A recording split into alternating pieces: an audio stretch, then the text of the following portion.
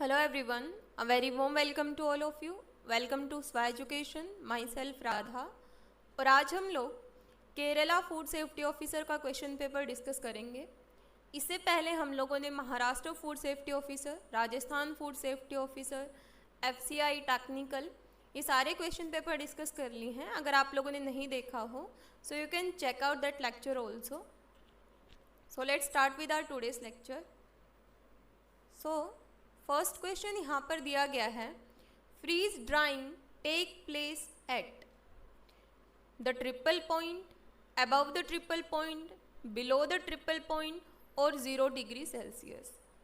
So freeze drying take place below the triple point. Next यहाँ पूछा गया है, use of several method like temperature, high और low temperature, control of acidity, control of water activity for preservation of food is known as। Means food preservation के लिए हम लोग अलग अलग मेथड्स को, जैसे टेम्परेचर हो गया, वाटर एक्टिविटी कंट्रोल हो गया, एसिडिटी कंट्रोल हो गया, तो इन सारे मेथड्स को हम लोग कौन से टेक्नोलॉजी में फूड प्रिजर्वेशन के लिए यूज़ करते हैं? So that is hurdle technology. Hurdle technology क्या होता है? Hurdle technology is a method of ensuring that pathogen in food product can be eliminated or controlled। So hurdle technology क्या ensure करता है? हर्डल टेक्नोलॉजी ये ensure करता है कि कोई माइक्रो ऑर्गेनिज्म जो है वो अब फूड में प्रेजेंट नहीं है, एलिमिनेट हो चुका है। इसको इंश्योर करने के लिए हर्डल टेक्नोलॉजी यूज़ में लाई जाती है।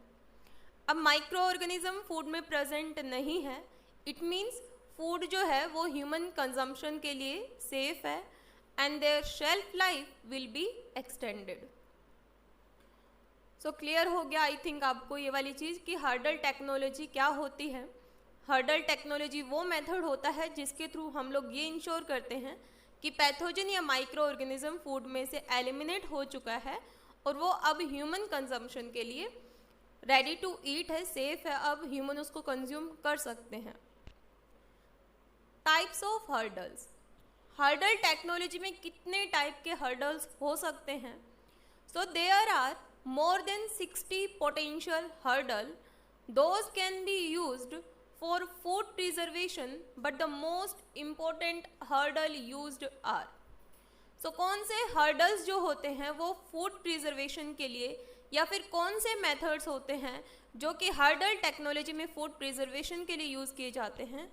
सो वो है टेम्परेचर, हाई और लो, वाटर एक्टिविटी, एसिडिटी यानी कि पीएच हाई है या फिर पीएच लो है। सो आप लोगों ने पीएच स्केल देखा भी होगा, 0 to 14। 7 पे न्यूट्रल पीएच होता है और 0 to 7 या 6 के बीच में क्या कहलाता है? एसिडिक पीएच, क्योंकि H पॉजिटिव जो है वो हाई अमाउंट में यहाँ पर प्रेजेंट होता है। और 7 to 14 के बीच में क्या कहलाता है? बेसिक पीएच, क्योंकि यहाँ पर H पॉजिटिव कम होता है और OH नेगेटिव ज़्यादा होता है। So acidity, redox potential, chemical preservative, nitrite, sorbate, sulphide and competitive micro organism, example lactic acid, bacteria. So ये सारे जो मेथड्स होते हैं ये हर्डल टेक्नोलॉजी में यूज़ किए जाते हैं। और हमारे क्वेश्चन में भी क्या पूछा गया है कि टेम्परेचर, वाटर एक्टिविटी कंट्रोल और एसिडिटी कंट्रोल, ये सारे मेथड्स कौन से टेक्नोलॉजी में यूज़ किए जाएंगे फूड प्रिजर्वेशन के लिए? सो हर्डल टेक्नोलॉजी में यूज़ किए जाएंगे। आई होप ये क्लियर हो गया होगा आपको। नेक्स्ट यहाँ दिया गया है, cause and effect diagram is also known as. Cause और इफेक्ट डायग्राम को और किस नाम से जाना जाता है? Quality circle, 5 force diagram, fishbone diagram या फिर केजन diagram. So cause and effect diagram को फिशबोन डायग्राम के नाम से जाना जाता है। सो ये कैसा होता है? सो कॉज इफेक्ट डायग्राम, जिसको हम लोग क्या बोल सकते हैं? फिश बोन डायग्राम बोल सकते हैं। इशिकावा डायग्राम बोल सकते हैं, हेरिंगबोन डायग्राम बोल सकते हैं, या फिर फिशिकावा डायग्राम बोल सकते हैं। So fishbone diagram identifies many possible cause for an effect or problem. So इस डायग्राम से क्या प्रेडिक्ट किया जाता है कि कोई इशू है, कोई प्रॉब्लम है, उसका पॉसिबल रीजन क्या है। It can be used to structure a brainstorming session. It immediately sort ideas into useful categories. So किस तरीके से दिखता है ये कॉज एंड इफेक्ट डायग्राम। सो इस तरीके से ये देखने को मिलेगा, स्टार्ट टू एंड पॉइंट यहाँ पर होगा और इस तरीके से ये देखा जाएगा। क्लियर है। सो इसको बोलते हैं हम लोग फिशबोन डायग्राम या फिर cause and effect diagram. Clear. So cause and effect diagram is also known as fishbone diagram. Next one, the process in which a specially designed hermetic centrifuge is used to separate bacteria and specially the spore formed by specific bacteria strain from milk is known as. So यहाँ पर क्या पूछा गया है, for example ये हमारे पास में सेंट्रीफ्यूज ट्यूब है और यहाँ पर मिल्क कंटेंट है। तो ये पूछा गया ऐसी कौन सी टेक्नोलॉजी है जिसमें हम लोग इसको क्या करते हैं, सेंट्रीफ्यूज करते हैं। सेंट्रीफ्यूज मशीन पे क्या किया जाता है, एक तरीके से इस तरीके से रोटर प्रेजेंट होते हैं उसमें और सेंट्रीफ्यूज किया जाता है। तो क्या बोला गया यहाँ पर, the process in which specially designed hermetic centrifuge is used to separate bacteria and specially the spore formed by specific bacteria strain from milk is known as. अब हम लोग यहाँ पर क्या करेंगे, जब हम लोग सेंट्रीफ्यूज परफॉर्म करेंगे तो यहाँ पर सुपरनेटेंट और पैलेट ये बचेगा। तो इसके थ्रू हम लोग क्या कर सकते हैं, सुपरनेटेंट को डिस्कार्ड कर देंगे और हमारे पास में पैलेट रह जाएगा जिसमें क्या प्रेजेंट होगा, वो बैक्टीरिया प्रेजेंट होगा जो हम लोग को यहाँ पर क्या करना है, सेपरेट आउट करना है। सो इसके लिए कौन सा प्रोसेस यूज किया जाएगा, बैक्टोफ्यूगेशन। सो बैक्टोफ्यूगेशन क्या होता है, एक तरीके का सेंट्रीफ्यूज या सेंट्रीफ्यूगेशन टेक्निक होता है ये। So bactofugation is a process in which a specially designed centrifuge called bactofuge is used to separate microorganism, especially spore forming microorganism, from milk for cheese making or ultra high temperature milk.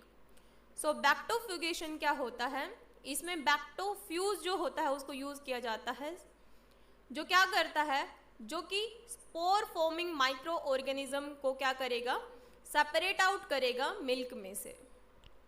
जैसे हम लोगों ने क्या किया, ये हमारे पास में सेंट्रीफ्यूज मशीन है, इसमें मिल्क ऐड किया और मिल्क के अंदर स्पोर फॉर्मिंग बैक्टीरिया भी प्रेजेंट है। सो जब ये सेंट्रीफ्यूज किया जाएगा तो इसमें से क्या होगा, सुपरनेटेंट और पैलेट मिलेगा। सुपरनेटेंट को डिस्कार्ड कर देंगे, पैलेट में क्या बचे रहेंगे हमारे पास में, spore forming microorganism. Clear. Next यहाँ है, most common bacterial culture involve in acidic fermentation are. So acidic fermentation में लैक्टोबैसिलस, ल्यूकोनोस्टोक, लैक्टोकोकस, स्ट्रेप्टोकोकस, ये सारे जो हैं बैक्टीरिया मोस्टली यूज किए जाते हैं। Which of the following statement are true. So यहाँ पर हम लोगों को करेक्ट स्टेटमेंट चूज करना है। Food high in sugar and other solute dry more slowly, यानी वो फूड जिसमें शुगर कंटेंट ज़्यादा होगा वो धीरे धीरे ड्राई होगा। सो ये स्टेटमेंट जो है एब्सोल्युटली करेक्ट है। As drying progress the concentration of solute in water increase causing the drying rate to slow, and water that is most difficult to remove is chemically bound in the form of hydrate. So water क्या होता है, hydrate form में present होगा। Drying at high pressure occur at lower temperature. सो कौन सी statement correct है इसमें? First, second and third. Food processed using high pressure technology, यानी वो फूड जिसकी प्रोसेसिंग के लिए हाई प्रेशर टेक्नोलॉजी यूज़ की जा रही है, गामा रेडिएशन यूज़ किए जा रहे हैं, high electric field pulse use किया जा रहा है और थर्मोसोनिकेशन प्रोसेस यूज़ किया जा रहा है। तो ऐसे फूड प्रोसेसिंग को क्या बोलते हैं? Minimally processed food. क्लियर? तो यहाँ से आप लोग कुछ ऑप्शंस को यहाँ से एलिमिनेट भी कर सकते हो। एसेप्टिकली यानी माइक्रो ऑर्गेनिज्म रिमूव करना, UHT अल्ट्रा हाई टेम्परेचर, यहाँ पर पूछा गया है फूड प्रोसेस्ड, इन सारे मेथड्स को यूज़ करके क्या कहलाएगा? Minimally processed food. Food item should be subjected to micro frequency such that the dielectric constant is dash and loss factor is dash. So food item should be subjected to micro frequency. Micro mean बहुत कम frequency, such that dielectric constant भी कम हो और loss factor भी कम हो। Next, in which of the following way does absorption of gamma radiation take place? यहाँ पर ये चार यहाँ पर इफेक्ट दिए गए हैं, इनमें से किस में गामा रेडिएशन एब्जॉर्प्शन देखने को मिलेगा? Photo electric effect, Compton effect, pair production effect, all of the mention. तो सब में देखने को मिलेगा। आप लोगों ने पढ़ा होगा एक्स रेज के बारे में, बीटा रेज के बारे में, गामा रेज के बारे में। सो ये जो हैं ये इम्पोर्टेंट हो जाती हैं फूड सेफ्टी ऑफिसर एग्जाम के पॉइंट ऑफ व्यू से।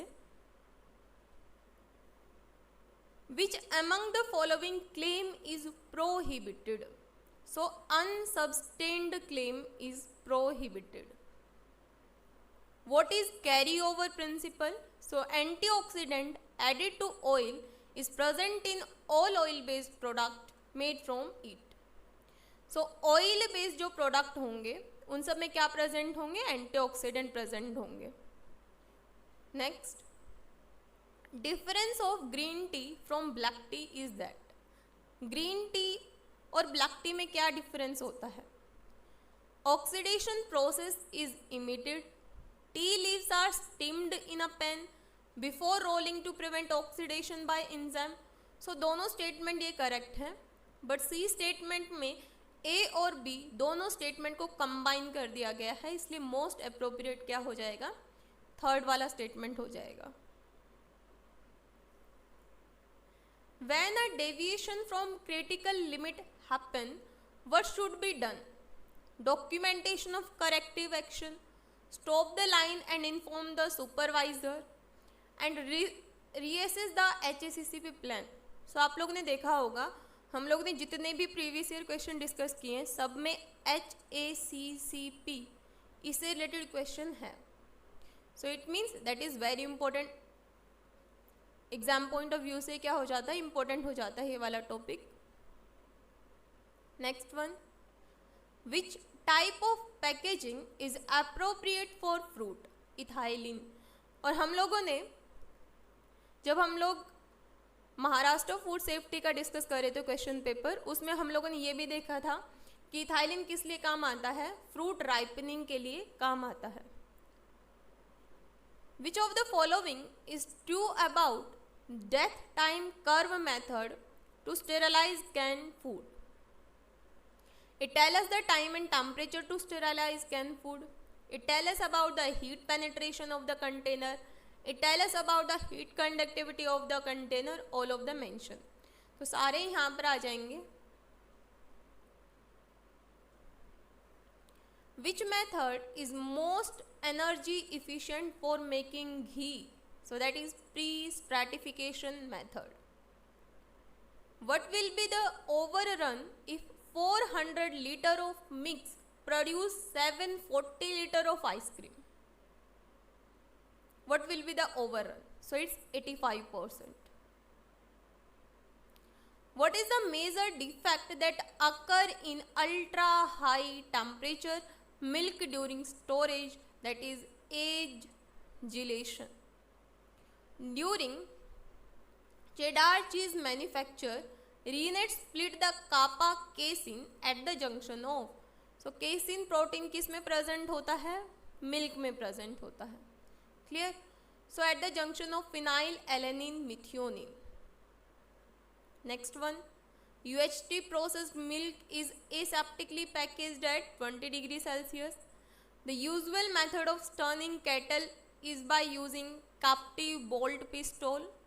Next one, which vitamin is not available in egg? So egg में ऑलमोस्ट सारे vitamin A, B, D available होते हैं. विटामिन C जो है ये अवेलेबल नहीं होता है. एस्कॉर्बिक एसिड इसको बोला जाता है. So that is unavailable in egg. और एग से रिलेटेड हम लोगों ने एक और कंसेप्ट पढ़ा था बायोटिन और एवेडिन का, उसको भी ध्यान में रखना. That is also important. ये हम लोगों ने थ्योरी पोर्शन में डिस्कस किया था. A meat borne bacterial infection.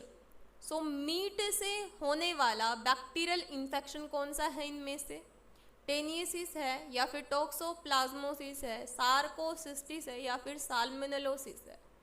So it's salmonellosis. A cured meat product is bacon. The method of preservation of egg using sodium silicate, उसको हम लोग क्या बोलेंगे? यानी कि सोडियम सिलिकेट को यूज़ करके एग को प्रिजर्व करना.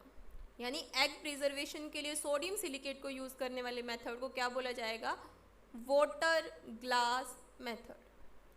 So thank you so much everyone. If you find this video beneficial for you, please don't forget to like, share and subscribe this channel for more such kind of videos. और अगर आपको इन questions में से किसी भी question में कोई doubt है, you can comment down below. बाकी के जो क्वेश्चंस है वो हम लोग नेक्स्ट लेक्चर में डिस्कस करेंगे. आई होप आपको आज का लेक्चर पसंद आया होगा. So thank you so much everyone.